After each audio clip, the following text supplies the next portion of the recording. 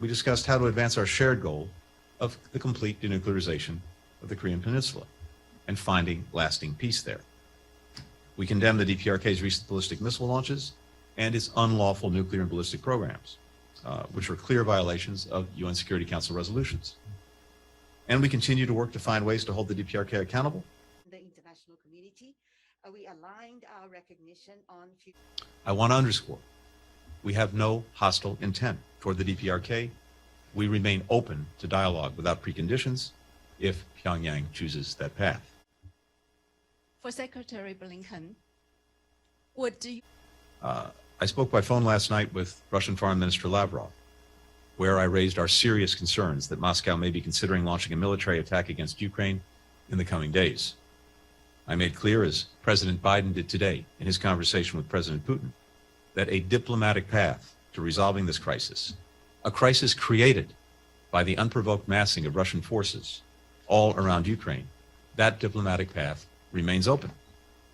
The way for Moscow to show that it wants to pursue that path is simple. It should de-escalate rather than escalate. And it should not only talk about seeking a diplomatic outcome, but actually work toward one.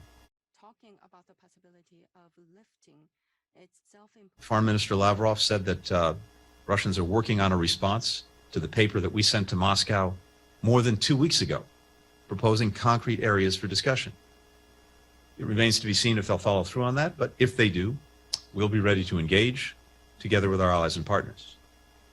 I also underscored that if Moscow chooses the path of aggression and further invades Ukraine, the response from the United States and our allies will be swift, it will be united, it will be severe. Yesterday, we ordered the departure of most of the Americans still at the U.S. Embassy in Kyiv. The risk of Russian military action is high enough, and the threat is imminent enough, that this is the prudent thing to do. No one should be surprised if Russia instigates a provocation or incident, which it then uses to justify military action it had planned all along.